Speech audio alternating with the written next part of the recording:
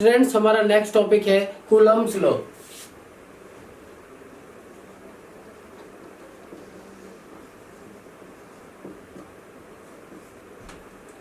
देखिए क्या होता है जब एक चार्ज बॉडी को एक चार्ज को दूसरे चार्ज के पास एट ए सम सेपरेशन रखा जाता है, डिस्टेंस पर रखा जाता है।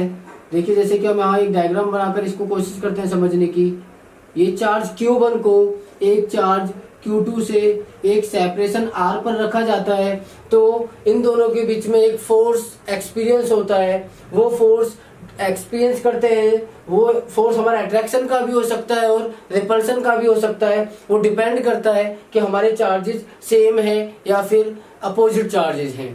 तो हमें कूलम्ब्स लॉ से वही फोर्स पता चलता है, वही फोर्स हम मेजर करते हैं, डिटरमाइन करते हैं। तो students, according to this law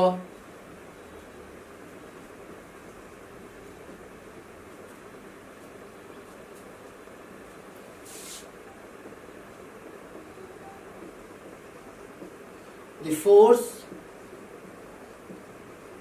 between the two charges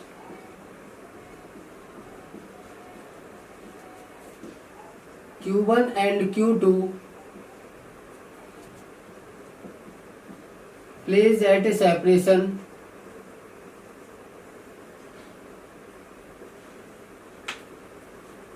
R is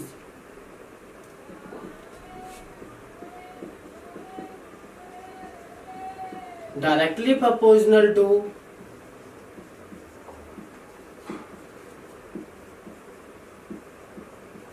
product of both charges and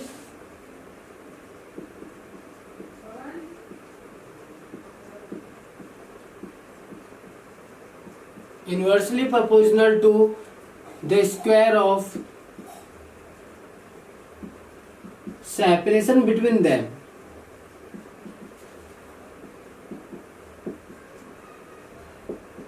देखिए स्टूडेंट्स, जब हम दो चार्जेस Q1 और Q2 को एक सेपरेशन R पर रखते हैं तो उनके बीच में एक फोर्स एक्सपीरियंस होता है, और जो ये फोर्स होता है हमारा, ये फोर्स डायरेक्टली प्रोपोर्शनल होता है to the product of both charges and inversely proportional होता है R स्क्वायर के। तो यहाँ हम दोनों इक्वेशंस को अगर कंबाइन कर देखते हैं तो F डायरेक्टली प्रोपोर्शनल होता है Q1 Q2 divided by R square. तो जैसा कि हमें स्टूडेंट्स पता है, जब हम प्रोपोर्शनल के निशान को हटाते हैं, साइन को हटाते हैं, तो एक कांस्टेंट यूज करते हैं। तो हमारा वो कांस्टेंट हम यूज करते हैं equal to K Q1 Q2 divided by R square. फिर बाद में स्टूडेंट्स इस K की वैल्यू को डिटरमाइन किया गया, तो हमारे पास जो K की वैल्यू आती है वो हमारे पास आती है 1/4 पाई एप्सिलॉन नॉट। तो हम इस वैल्यू को यहाँ पर वापस पुट करेंगे K की जगह पर, तो F इजिकल टू हमारा हो जाता है 1/4 pi epsilon naught Q1 Q2 divided by R square. तो स्टूडेंट्स, यहाँ पर हमारे पास एक फोर्स का मैग्नीट्यूड निकालने के लिए एक फॉर्मूला मैथमेटिकली डिराइव किया है हमने। F is equal to 1/4 pi epsilon naught Q1 Q2 divided by R square. तो स्टूडेंट्स, यहाँ पर जब वैल्यूज को पुटअप करके देखा गया है, यहाँ पर 4 पाई की वैल्यू 22/7, एप्सिलॉन नॉट की वैल्यू हमारे पास होती है, तो इसकी वैल्यू हमारे पास निकल कर आती है 1/4 पाई एप्सिलॉन नॉट की वैल्यू हमारे पास आती है 9 × 10⁹। एप्सिलॉन नॉट की जो वैल्यू होती है वो 8.86 10⁻⁻12 coulomb square newton inverse metre वर्स होती है। तो हम ये वैल्यूज पुटअप कर भी स्टूडेंट्स ये वैल्यू निकाल सकते हैं कि ये वैल्यू किस तरीके से आएगी। तो स्टूडेंट्स, हमारा नेक्स्ट टॉपिक है Coulomb's law in vector form.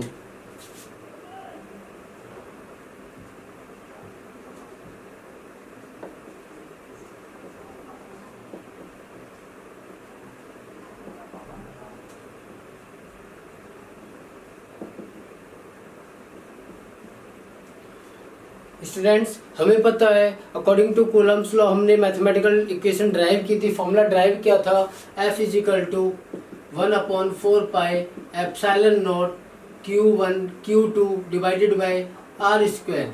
तो स्टूडेंट्स ये जो हमारा फॉर्मूला है ये हमें फोर्स का मैग्नीट्यूड देता है। जैसा कि हमें पता है कि जो फोर्स होता है वो हमारा वेक्टर क्वांटिटी होता है, क्योंकि इसकी डायरेक्शन प्लस में मैग्नीट्यूड दोनों होते हैं हमारे पास। तो मैग्नीट्यूड हमें इस इक्वेशन से मिल जाता है। बट अगर हम इसकी डायरेक्शन के लिए भी इसी तरीके से कोई इक्वेशन बना देंगे तो हम कह सकते हैं कि Coulomb's law in vector form. तो हम अभी क्या करना है, हमें इसको वेक्टर फॉर्म में लाना है, इसकी डायरेक्शन को भी फाइंड आउट करना है। तो स्टूडेंट्स उसके लिए हम क्या करते हैं, जैसे कि मान लीजिए अभी हमारे पास यहाँ पर दो चार्जेस हैं Q1 Q2। तो यहाँ पर हमारे पास जो इनके बीच की सेपरेशन है, अभी हम Q1 से Q2 की ओर अगर सेपरेशन देखते हैं तो ये जो सेपरेशन है, डिस्टेंस है, वो हम मान लेते हैं R12। उसी तरीके से अगर Q2 से Q1 की ओर हम सेपरेशन देखते हैं तो वो सेपरेशन हमारी हो जाती है R21। तो स्टूडेंट्स आप देखेंगे कि यहाँ पर R12 और R21 दोनों डिस्टेंस सेम होंगी, बस उनकी डायरेक्शन अलग है। तो हमें इसी का यूज करना है स्टूडेंट्स। जैसे कि मान लीजिए यहाँ पर जो Q2 है वो एक फोर्स लगाएगा Q1 चार्ज के ऊपर, तो वो फोर्स मान लेते हैं हम यहाँ पर F1 पर फोर्स लगेगा ड्यू टू 2। इसी तरीके से Q2 पर फोर्स लगेगा F2 ड्यू टू 1। तो स्टूडेंट्स ये हमारा सोचने के लिए और करने के लिए है, हमें समझने के लिए हमें इस डायग्राम की हेल्प लेनी है। तो यहाँ पर हम देखेंगे कुछ टर्म्स को हम यहाँ पर मेंशन कर देते हैं ताकि हम अच्छे से समझ पाए टॉपिक को। जिस तरीके से यहाँ पर F12 क्या है हमारा, F12 is the force on Q1 due to Q2। इसी तरीके से F21 force on Q2 due to Q1। तो स्टूडेंट्स ये हमारे फोर्स को हमने मेंशन कर दिया है कि F12 हमारा क्या है और F21 हमारा क्या है। तो यहाँ से हम क्या करेंगे स्टूडेंट्स, यहाँ से हम फोर्स की, दोनों फोर्सेस की वैल्यू को निकालेंगे यूजिंग दिस फॉर्मूला। तो यहाँ पर हम F12 निकालते हैं, बारिश हो रही है, is equal to 1/4 pi epsilon naught Q1 Q2 divided by, जब हम फोर्स F12 निकालेंगे तो यहाँ पर हमें जो डिस्टेंस लेनी होगी वो R12, और जैसा कि हमने फॉर्मूले में देखा है स्क्वायर। तो क्लास यहाँ पर हम देखेंगे ये भी अभी हमारे पास मैग्नीट्यूड है। अगर हम इसको वेक्टर फॉर्म में बदलना चाहते हैं तो F12 का vector 1/4 pi epsilon naught Q1 Q2 divided bye R12 का स्क्वायर। तो वेक्टर फॉर्म में बदलने के लिए हम इसको मल्टीप्लाई कर देते हैं R12 का यूनिट वेक्टर। स्टूडेंट्स जैसा कि हम 11th क्लास में भी ये चीज पढ़ चुके हैं कि यूनिट वेक्टर क्या होता है। तो यूनिट वेक्टर हमारा किसी भी वेक्टर क्वांटिटी की डायरेक्शन को रिप्रेजेंट करने के लिए हम यूज करते हैं। तो यहाँ पर यूनिट वेक्टर की डायरेक्शन देखेंगे और यूनिट वेक्टर की वैल्यू पुटअप करेंगे स्टूडेंट्स। तो 1/4 pi epsilon naught Q1 Q2 divided bye R12 का स्क्वायर। तो जैसा कि हमें वैल्यू पता है इसकी, R12 का vector form divided by R12 का मैग्नीट्यूड।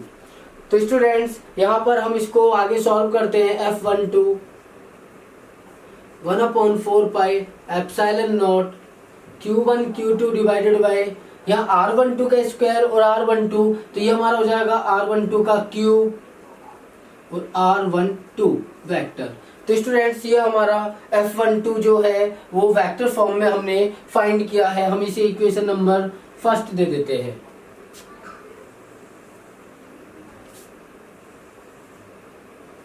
तो स्टूडेंट्स सिमिलरली हम F21 की वैल्यू भी निकाल सकते हैं। तो यहाँ लिख देते हैं direct, similarly F21 is 1/4 pi epsilon naught Q1 Q2 divided by, जब हम यहाँ F21 की वैल्यू निकालेंगे तो हमारा जो R होगा, डिस्टेंस होगी, वो भी R21 का क्यूब इंटू में R21 वेक्टर। तो क्लास जैसा कि हम देख सकते हैं यहाँ पर हम वेक्टर को रिप्रेजेंट करने के लिए एरो का यूज कर रहे हैं। इसी तरीके से हमें एरो यूज करना है। यहाँ पर भी हमारे पास जो डिस्टेंस है वो एरो के साथ है जो इसकी डायरेक्शन को रिप्रेजेंट करता है। तो अब यहाँ पर हम देखेंगे स्टूडेंट्स, इसको हम इक्वेशन नंबर 2 दे देते हैं। तो स्टूडेंट्स जैसा कि हम डायग्राम में देख रहे हैं कि जो R12 है वो R21 के इक्वल है, बट उसकी जो डायरेक्शन हम देखेंगे वो नेगेटिव है, अपोजिट है एक दूसरे को। तो हम कह सकते हैं कि जो R12 है वो इक्वल है माइनस ऑफ R21। तो इस वैल्यू को हम इक्वेशन नंबर 2 में पुटअप कर देते हैं फ्रॉम इक्वेशन 2। तो स्टूडेंट्स यहाँ पर F21 की जो वैल्यू निकल कर आएगी हमारे पास 1/4 pi epsilon naught Q1 Q2 divided by R21 की जगह हम रख सकते हैं R12 का क्यूब, और यहाँ पर भी हम R12 विद माइनस साइन, तो यहाँ पर हम माइनस लगा सकते हैं क्योंकि स्टूडेंट्स जो वेक्टर फॉर्म में R12 है वो हमारा माइनस ऑफ R21 के इक्वल है, क्योंकि इसकी डायरेक्शन अपोजिट है। इनका मैग्नीट्यूड सेम होगा स्टूडेंट्स, मैग्नीट्यूड सेम है, बस डायरेक्शन अपोजिट है। डायरेक्शन को रिप्रेजेंट करने के लिए हमने माइनस साइन यूज किया है। तो यहाँ पर हम अगर इस चीज की वैल्यू को देखते हैं फ्रॉम इक्वेशन फर्स्ट से अगर देखते हैं तो ये वैल्यू हमारी F12 के ही इक्वल होगी फ्रॉम इक्वेशन फर्स्ट। तो यहाँ पर हम लिख सकते हैं माइनस ऑफ F12।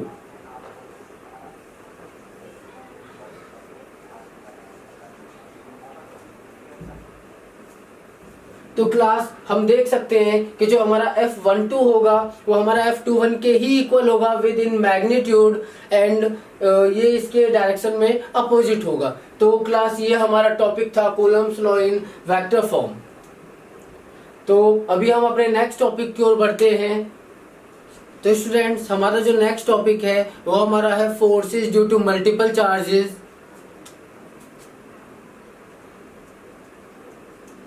फोर्स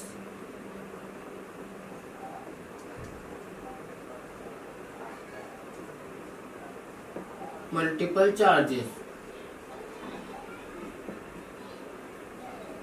तो स्टूडेंट्स इसमें अभी हमने देखा कि एक चार्ज दूसरे चार्ज पर फोर्स लगा रहा है, हमने वो फाइंड किया था। बट अभी क्या होगा, यदि एक ही चार्ज पर बहुत सारे चार्जेस अगर फोर्स लगाते हैं तो नेट फोर्स कितना होगा, अभी हम डिटरमाइन करेंगे with this topic force with multiple charges. और स्टूडेंट्स इसी का दूसरा नाम है, ये दूसरे नाम से भी आ जाता है, इसी को हम कहते हैं सुपरपोजिशन प्रिंसिपल।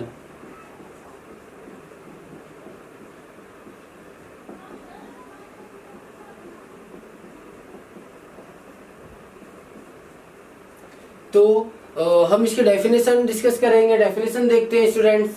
तो according to this principal,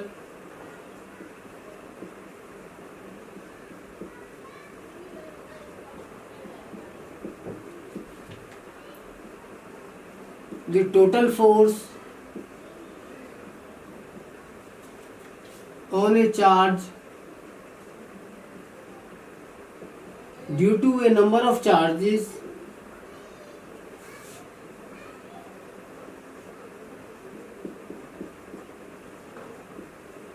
is equal to the sum of all charges। तो स्टूडेंट्स यहाँ पर हम देखेंगे forces with multiple charges. According to this principle the total force on a charge due to a number of charges equal to the sum of the all charges. तो जैसा कि हम यहाँ देखते हैं कि मान लेते हैं यहाँ पर एक हमारे पास एक चार्ज है, हम इसको नाम दे देते हैं Q0। तो Q0 चार्ज है, इस Q0 चार्ज पर ए नंबर ऑफ चार्जेस अगर फोर्स लगाएंगे, यहाँ पर हम 3 फोर्सेस लेकर चलते हैं। यहाँ पर हमारे पास एक फोर्स है Q1 Q2 Q3, और ये हमारा फोर्स, ये हमारा चार्ज है Q। तो देखिए स्टूडेंट्स Q2 अगर Q1 पर Q पर फोर्स लगाता है तो फोर्स इस तरीके से हम मान लेते हैं F1 सॉरी F2। तो इसी तरीके से Q1 भी इस पर एक फोर्स लगाएगा, उसको हम मान लेते हैं F1, और Q3 की वजह से भी एक फोर्स लगेगा, उसे हम इस तरीके से F3 मान लेते हैं। तो हमसे पूछा गया है कि जो Q चार्ज है उस पर टोटल फोर्स कितना होगा। तो स्टूडेंट्स हम इसी को आगे डिस्कस करते हैं।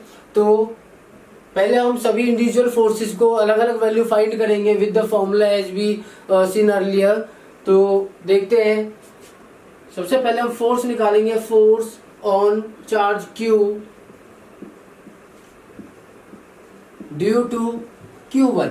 Q1 की वजह से Q पर कितना फोर्स लगेगा पहले हम उसकी वैल्यू फाइंड करेंगे। तो हमारा फोर्स है F1, तो F1 की वैल्यू निकालेंगे students 1/4 pi epsilon naught Q1 divided by R1 का स्क्वायर। यहाँ पर जो Q1 से Q की जो सेपरेशन है वो हम ले लेते हैं R1, इसी तरीके से Q2 से Q की सेपरेशन R2, सिमिलरली R3। तो यहाँ पर R1 का स्क्वायर। तो स्टूडेंट्स अगर हम इसको वेक्टर फॉर्म में लिखेंगे तो यहाँ पर हम इसे कर देंगे F1 vector form 1/4 pi epsilon naught Q1 divided by R1 का क्यूब इंटू में R1 वेक्टर। जैसा कि हम देख चुके हैं, अभी हमने ड्राइव किया हुआ है वेक्टर फॉर्म में हम किस तरीके से निकाल सकते हैं। इसी तरीके से इसको इक्वेशन नंबर 1 दे देंगे। Similarly students force on charge Q due to Q2। तो यहाँ से वैल्यू F2 निकालेंगे, वेक्टर फॉर्म में डायरेक्ट निकाल सकते हैं हम 1/4 pi epsilon not Q2 divided bye R2 का स्क्वायर क्यूब, और यहाँ से R2 का वेक्टर फॉर्म। सिमिलरली स्टूडेंट्स इसी तरीके से हम F3 भी निकाल लेंगे। तो force on charge Q due to Q3। तो F3 की वेक्टर फॉर्म हम निकालेंगे यहाँ से 1/4 pi epsilon not Q3 divided by R3 का क्यूब और R3 वेक्टर फॉर्म। तो स्टूडेंट्स अभी हमने इंडिविजुअल फोर्सेस निकाल चुके हैं यहाँ पर, बट हमें नेट फोर्स निकालना है यहाँ पर Q चार्ज के ऊपर। तो अभी हम इन तीनों को ऐड कर देंगे।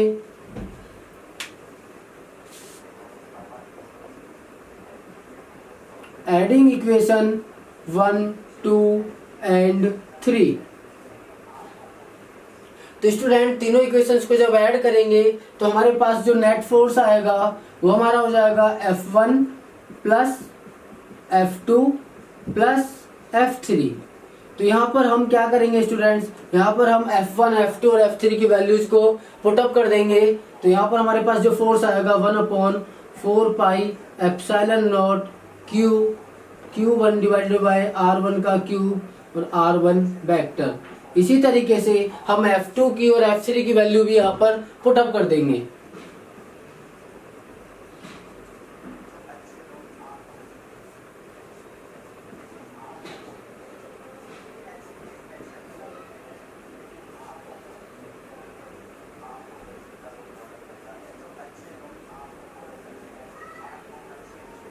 स्टूडेंट्स फिर हम इसको सॉल्व करेंगे, यहाँ से जो कॉमन आ सकता है हम कॉमन निकालेंगे। तो जो f की वैल्यू होगी वो 1/4 पाई एप्सिलॉन नॉट, जैसा कि हम देख सकते हैं यहाँ से कॉमन आ जाएगा, और यहाँ से q भी कॉमन आ सकता है हमारे पास। तो जो बचेगा स्टूडेंट्स अंदर हमारे पास वो Q1 डिवाइडेड बाय R1 का cube R1 vector plus Q2 R2 का cube R2 vector plus Q3 R3 का क्यूब और R3 वेक्टर। तो स्टूडेंट्स यहाँ पर हमने ये जो फोर्स निकाला है वो 3 चार्जेस की वजह से निकाला है। हम चाहे तो इसे कितने भी चार्जेस की वजह से निकाल सकते हैं, n चार्जेस की वजह से निकाल सकते हैं। इसलिए हम इसको जनरल फॉर्म में लिखेंगे ताकि हम n चार्जेस की वजह से भी फॉर्म निकाल सकें इस फोर्स को। तो यहाँ पर n चार्जेस की वजह से फोर्स जो होगा वो 1/4 pi epsilon naught Q summation of i की वैल्यू एक वेरिएबल लेकर चलेंगे, आई यहाँ पर आई की वैल्यू 1 से आई की वैल्यू n तक, और यहाँ पर Q I divided by are आई का क्यूब आर आई वेक्टर। तो स्टूडेंट्स यहाँ पर हम आई की वैल्यू 1 से लेकर आई की वैल्यू n तक लिख सकते हैं, और उनका समेसम, ये समेसम का साइन है, मीन्स सम कर सकते हैं हम, और कितनी फोर्सेस की वजह से ये सब निकाल सकते हैं। तो स्टूडेंट्स ये हमारा होता है सुपरपोजिशन प्रिंसिपल, या फिर हम कह सकते हैं फोर्सेस विद मल्टीपल चार्जेस।